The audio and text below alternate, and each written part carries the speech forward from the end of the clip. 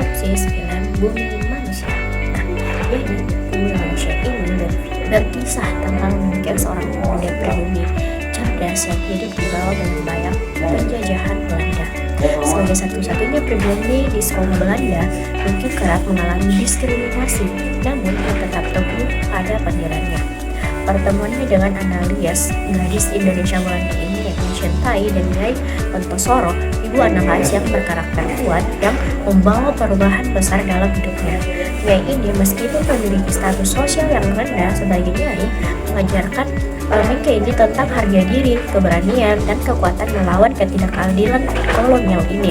Nah, saat kekuatan kolonial ini memisahkan Mingke dan Annelies, Mingke ini semakin menyadari betapa dalamnya penindasan dan dalamnya pribumi ini. Lewat tulisannya, ia berjuang melawan ketidakadilan, menyuarakan hak dan martabat bangsanya. Nah, Bumi Manusia ini menggambarkan kisah cinta pencarian identitas, semangat terlawan terhadap penjajahan, memperlihatkan kekuatan seorang individu dalam menghadapi penindasan, serta harapan untuk kemerdekaan yang lebih besar. Pertama, interaksi sosial. Interaksi sosial ini terjadi pada adegan Mingke yang berinteraksi dengan teman-teman Belandanya di sekolah, khususnya saat mereka berdiskusi tentang pelajaran yang mereka pelajari. Nah, dalam adegan ini, Mingke itu tampak berusaha keras untuk diterima teman-teman Belandanya ini yang merupakan bagian dari kelompok elit lah. Nah, interaksi sosial ini mencerminkan adanya stratifikasi sosial yang tajam antara pribumi dan Belanda. Nah, Mingke ini seringkali mendapati dirinya itu berada dalam posisi yang tidak nyaman, di mana ia harus berpura-pura setuju dengan pandangan teman-temannya yang menyebarkan ide kolonial ini. Nah, untuk dialog dan bahasa tubuh yang digunakan oleh Mingke ini menunjukkan ketidakpastian dan keraguan dalam dirinya. Nah, ketegangan ini itu menyoroti bagaimana interaksi sosial dipengaruhi oleh perbedaan status dan kekuasaan, serta bagaimana Mingke ini berjuang untuk menemukan tempat dalam dinamika ini. Yang kedua yaitu proses sosialisasi. Ini itu terjadi pada adegan yang Mingke menghadiri kelas-kelas yang diajarkan oleh guru-guru Belanda, di mana ia menyerap nilai-nilai dan ideologi kolonial. Nah, jadi dalam adegan ini itu Mingke itu terpapar pada sistem pendidikan yang dirancang untuk mendukung ideologi kolonial Belanda.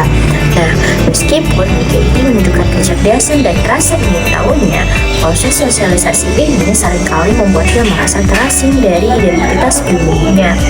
Nah, ajaran-ajaran yang diterimanya ini cenderung mempromosikan prioritas budaya Belanda, dan Mingke merasa terjebak antara dua dunia pendidikan kolonial yang mempengaruhi cara berpikirnya dan kenyataan pahit yang dihadapi oleh masyarakat pribumi ini.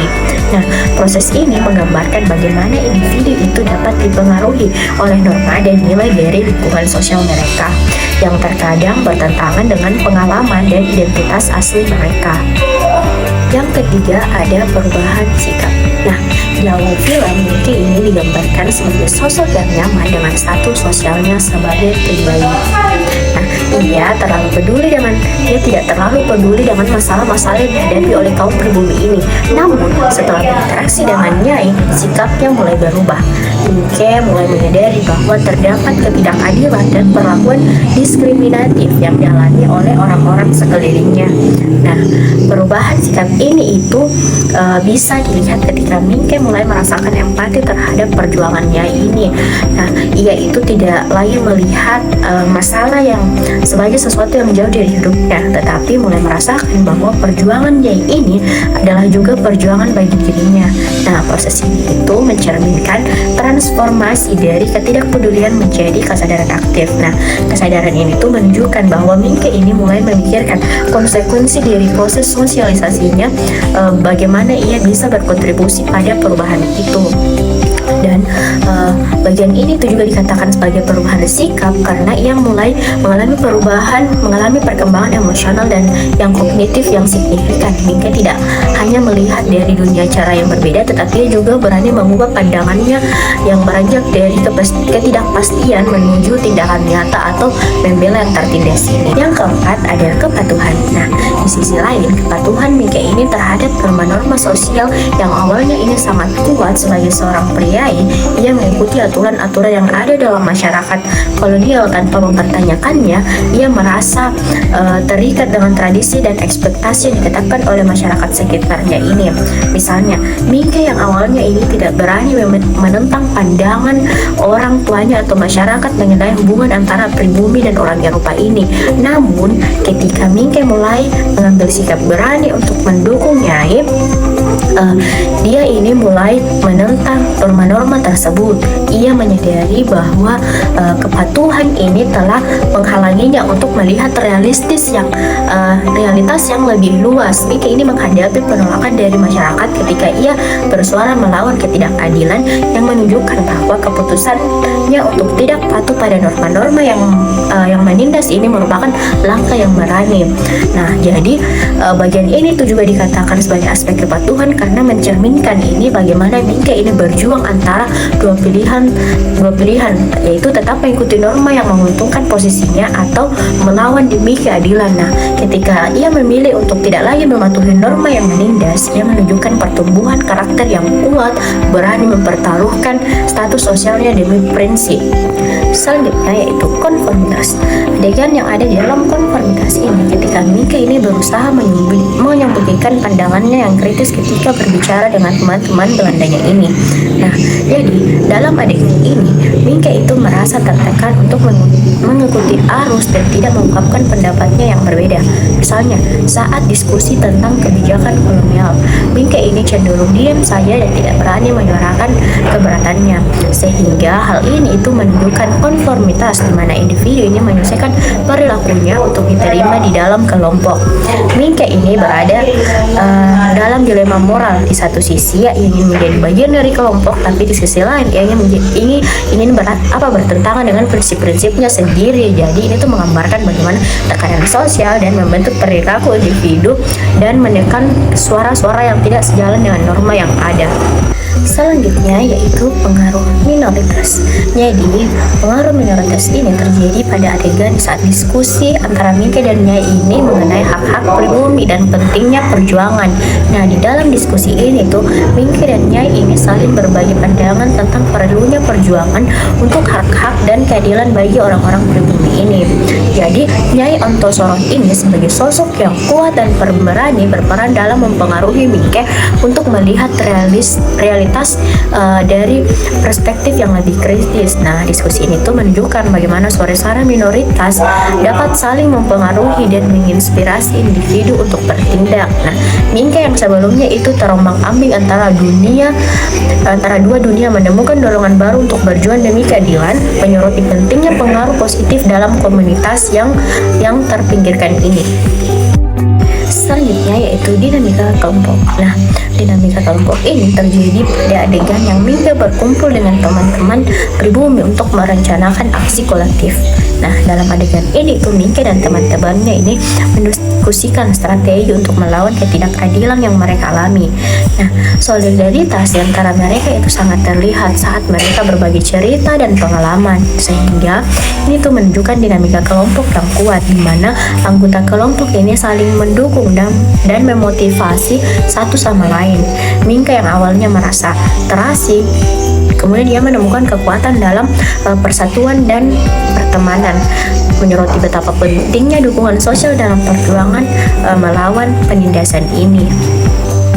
Selanjutnya yaitu kepemimpinan kelompok. Nah, ini tuh terjadi pada adegan Mingke yang berpidato di depan umum tentang perlunya memperjuangkan hak-hak pribumi ini. Nah, jadi dalam adegan ini tuh Mingke itu berani mengambil peran sebagai pemimpin yang menyuarakan ketidakadilan yang dialami oleh masyarakat pribumi ini. Nah, pidatonya di depan publik ini mencerminkan keberanian dan komitmennya untuk memperjuangkan hak-hak yang telah terabaikan. Nah, ini tidak hanya berbicara untuk dirinya sendiri, tetapi juga untuk mewakili suara-suara yang selama ini terpinggirkan. Jadi, hal ini tuh menunjukkan bagaimana kepemimpinan ini dapat muncul dari individu yang berani mengambil sikap dan menginspirasi orang lain untuk bertindak. Selanjutnya yaitu identitas diri. Nah, jadi pada adegan ini tuh Mingke ini merenungkan asal-usulnya dan tempatnya di dunia kolonial ini, di mana Mingke ini terlibat dalam refleksi yang mendalam tentang identitas pribuminya dan perasaannya yang terasing di tengah masyarakat yang didominasi oleh kolonialisme ini. Dia mulai memahami bahwa identitasnya ini tidak hanya ditentukan oleh latar belakang keluarga, tapi juga oleh pengalamannya. Nah, dalam memperjuangkan hak dan keadilan, proses ini tuh menggambarkan pencarian identitas yang kompleks, di mana Mingke ini harus mengintegrasikan berbagai aspek kehidupannya untuk menemukan jati diri yang autentik ini. Selanjutnya yaitu konsep diri. Nah, pada adegan ini tuh mungkin mulai berani mendiskusikan pendapat dan keyakinannya ini. Nah, seiring perkembangan cerita, mungkin menjadi semakin percaya diri untuk menyuarakan pendapatnya di hadapan orang-orang, baik itu teman Belandanya maupun masyarakat pribumi ini sendiri. Nah, proses ini mencerminkan evaluasi konsep diri yang positif, di mana Mingke tidak lagi merasa terkungkung oleh ekspektasi orang lain. Keberadaan ini tuh menunjukkan bagaimana pengalaman dan dukungan diri orang-orang di sekitarnya berkontribusi pada pengembangan pandangan diri yang lebih kuat dan positif. Yang terakhir yaitu harga diri. Nah, harga diri Mingke dan Nyai ini diuji secara berulang oleh penindasan yang mereka hadapi ini. Mingke yang seringkali direndahkan oleh teman-teman Belandanya ini awalnya merasa kehilangan harga diri. Namun, seiring dengan pertumbuhan pribadi dan perjuangannya, ia mulai menemukan kembali harga dirinya melalui tulisannya. Mingke ini mengungkapkan perasaan dan pengalaman pribumi yang membantunya itu menyadari bahwa suara dan pengalamannya layak untuk dihargai. Nah, Nyai juga ini meskipun berada dalam posisi yang sulit, tetap menunjukkan harga diri yang tinggi. Dia mendidik analis dan Mingke ini tentang pentingnya martabat dan keberanian dalam menghadapi tantangan ini. Melalui keteguhannya, Nyai ini menunjukkan bahwa harga diri itu tidak ditentukan oleh status sosial, tetapi oleh tindakan dan keyakinan individu itu sendiri.